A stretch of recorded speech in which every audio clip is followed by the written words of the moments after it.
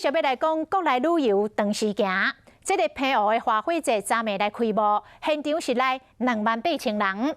澎湖县政府特别甲迪士尼合作，出动着300只的无人机，伫个夜空摆出着真侪超级英雄的图案来声人目，互尤其是看甲目睭拢唔甘呢。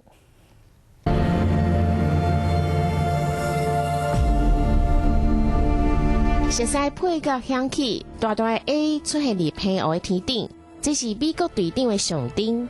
一时啊，尔 A 就慢慢变成一个拳头，猎奇人嘛扑伫半空中。原来是澎湖县政府和迪士尼合作，有300台无人机摆出足侪图案的，大家大声喊好。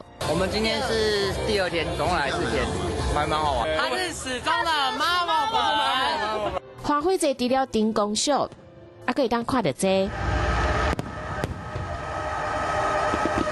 不管是放射型的烟火，还是开信型的烟火，澎湖县政府26号的开幕日安排20分钟的烟火，现场气氛浪漫，甚至有男女朋友讲伊要结婚啊！我希望在未来的日子有你陪我度过。超级英雄还有美丽的烟火为花火节助阵，澎湖县政府嘛请歌手来表演。